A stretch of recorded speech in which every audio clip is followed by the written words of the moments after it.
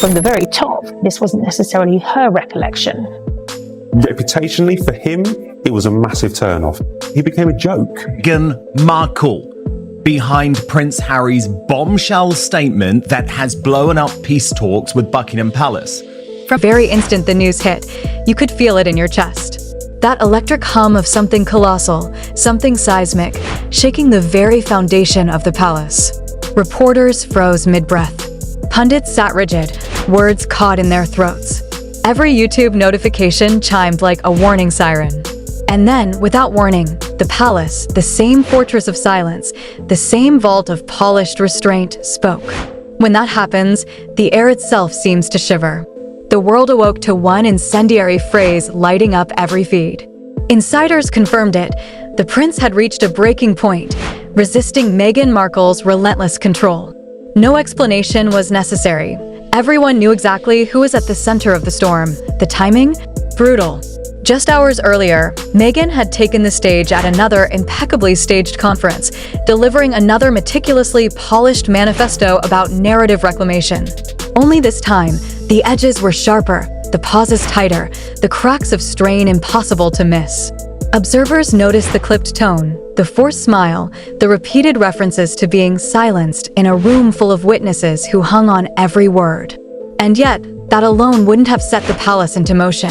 What ignited the chain reaction was far deeper, hidden behind the gloss. Fictional insiders claim it came during Harry and Meghan's latest PR relaunch, a gleaming, cinematic attempt to reshape public perception. Between staged photos, curated sincerity, and deliberate pauses meant to restore trust, something inside Harry finally shattered. I miss the UK. I miss parts of it. Of course I do, he admitted, voice heavy, eyes hollow. Witnesses described him as drained, as if the weight of the world pressed on him, desperate to escape anywhere at all. Meanwhile, Meghan, perfect, polished, precise, kept steering the narrative. She corrected him mid-sentence, gripped his arm whenever he strayed even a millimeter from the script. And the tension? It bled through the screen. Viewers didn't just see it, they felt it. Twitter erupted. He looks about to cry. Trapped. This is unbearable. 10 minutes later, the clip hit TikTok. 30 minutes later, it had 2 million views.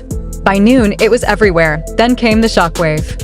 A palace aide, speaking in that cold, eerily calm tone royals are born with, delivered a single, devastating line to the press. The Duke has reached an emotional threshold. His well-being is now a priority concern. No blame. No accusation, just a sentence that carried the weight of centuries. Suddenly, the conversation wasn't about rebranding, podcasts, or media wars. It was about Harry the man, the son, the brother, and the unmistakable truth that he was cracking under pressure. Not royal pressure, not media pressure, personal pressure. Even the tabloids faltered, if only for a moment. Commentators paused their rehearsed outrage and repeated the same sentiment in unison. He looks broken. And that's when the palace, the ancient, precise machine, the institution honed over centuries, quietly moved. Gears shifted in silent corridors, not for vengeance, not for pride, but out of raw concern for one of their own. You could almost feel the pulse of the palace itself adjusting, protecting, containing. The world didn't see it yet, but the stage had already been set. Many have weighed in, but let's focus on the method, the weapon Harry wielded without knowing it. The technique. Misdirection wrapped in humor, a subtle deflection as old as royalty itself. Insiders revealed Harry reached out to a long-trusted confidant, someone from the life he once knew, and the floodgates collapsed. This wasn't a scandal, not a tabloid confession. It was raw, human, devastatingly real. He admitted to feeling crushed, adrift, suffocated. Those words didn't just ripple. They rang alarms throughout the palace corridors, sharp and urgent. Meanwhile, across the ocean in California, Meghan erupted. Furious at the public reading of the footage, her team launched into immediate action, spinning, reframing, reassembling the narrative with surgical precision. Harry was supposedly fine. The rumors, they insisted, were baseless.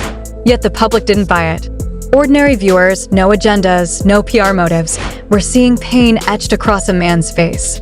One body language expert, inevitably appearing like a harbinger in times like this, pointed out the unmistakable signs: exhaustion radiating from his shoulders, defeat bleeding from every movement. Even the skeptics had to admit, Prince William's warnings about Harry's relationship had shadowed the truth all along. The clip was dissected, slowed, magnified frame by frame. The world collectively inhaled, witnessing a prince who once sparkled with mischief now appear as a mere ghost of himself. Meghan's defenders rushed to claim misinterpreted fatigue, yet even the most loyal couldn't rationalize why the palace had stepped in. The palace doesn't speak for drama, they speak when danger looms, when a life is teetering on the edge. And that's exactly what this felt like: a man overstretched, trapped in a life that doesn't fit, unable to escape without consequences. Late that night, a new leak dropped. Harry withdrew from a high-profile engagement, citing personal reasons. Shockwaves. Huge. The Sussexes don't cancel lightly. Every event is a weapon in their publicity arsenal. Commentators scrambled. X ignited. Theories multiplied.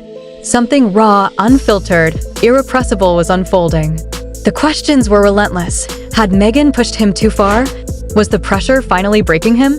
And what did the palace know? What had it feared enough to intervene now? Then came the ripple that detonated the narrative. Phones buzzed relentlessly. Morning shows pivoted mid-script. Even royal reporters spat coffee mid-sip. Meghan moved fast, striking with surgical precision. Her team blasted statements. Harry was merely resting. The footage misrepresented. The palace statement misunderstood. But palace words aren't misinterpreted. Each line is crafted by legions of PR architects, measured to the millisecond. If they signal struggle, they mean every nuance. The public saw through her spin. Still, Meghan doubled down. Cameras caught her at a charity gala. Flawless hair, calibrated smile, radiating perfection. Yet the eyes betrayed her, flickers of irritation, barely contained fury. Across the Atlantic, Buckingham Palace shifted into overdrive. William convened advisors and mental health experts, not to battle Meghan, but to safeguard Harry. Despite the drama, William still saw his little brother, the boy he had sworn to protect. Advisors counseled caution. A direct approach could backfire. So the palace acted subtly, elegantly, perfectly British. A single, silent gesture, an old photograph of the brothers, arms around each other, smiles frozen in time. No caption, no explanation. And the internet exploded. Public sympathy pivoted. For the first time in years, it wasn't Meghan commanding the orbit, it was Harry. The palace was attempting a rescue. Meghan's PR team scrambled. Photos surfaced of the couple laughing in Montecito, smiles unnervingly staged, hands perfectly positioned. TikTok analysts dissected every micro-expression. Twitter ridiculed the lighting. Instagram whispered, "He looks checked out." But the palace wasn't finished. Insider whispers claimed Harry was plotting a semi-permanent return to the UK in 2026, seeking stability, homesickness subtly encoded in a public leak, neither his words nor hers, but a deliberate, calculated signal. Meghan erupted in Montecito, demanding to know who was leaking to London. The atmosphere grew combustible. Voices rose. Tensions crackled. In solitude, Harry retreated to his home office, not to strategize, not to spin, but to reach out to someone from the life he had left behind. And there, finally, the dam broke. Tears, not of anger, but of suffocating exhaustion. Torn between worlds, identities, loyalties, futures. When he returned to the hall, Meghan awaited, arms crossed. "Are you with me? Or against me?" Her words hung in the air like a guillotine. Harry, desperate for the UK, teetered on the edge of collapse. The global audience held its breath. He didn't answer. He walked past, slow, hollow, detached. Silence, a weapon Meghan couldn't command, stretched between them. She followed, frustration sharpening with every step. And then the next eruption, a leak, fragmented but incendiary, revealed Harry's emotional phone call to the UK. Not the content, just enough to ignite a wildfire.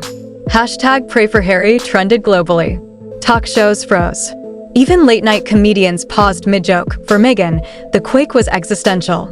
The story wasn't villainizing her, it was rendering her irrelevant. This wasn't a PR battle. This was Harry's life spilling through cracks. She scrambled, denial, reframing, softening. It was futile. People craved the story of a man torn between two worlds. For the first time, the spotlight wasn't hers. That perhaps terrified her most. While Meghan thrived on applause, Harry thrived on protection, and that day, the palace offered it silently, deliberately. Inside Buckingham Palace, William paced, jaw tight, older than his years, not in anger, but fear. Advisors debated. Caution. Action. Truth. Is he safe? The question alone shook the room. Meanwhile, Meghan paced for a different reason. Narrative gravity was slipping. Her story was no longer the orbit. That night, she summoned her PR generals. Calm, controlled, ruthless. We won't let them make him weak. He's not fragile. This is spin, and we fight it. Even they knew this wasn't spin. This was reality. Harry, alone in the Montecito garden, stone steps beneath him, stared into the fading light. Hollow, distant, unpolishable. A man nearing his limits. And then, a single palace whisper changed everything. There are growing concerns for the Duke's long-term well-being. Suddenly, it wasn't gossip. Not drama. Not intrigue. It was an alarm, raised by the very institution Meghan had spent years accusing. Hollywood noticed. Politicians noticed. Even strangers stopped scrolling. Meghan's fear sharpened. She had lost control. No idea of the calls, the confidants, the cracks, the reaches. The palace sensed it. They moved like shadows between Harry and the storm. 3 cars slipped into Kensington. Late-night consultations. Silent.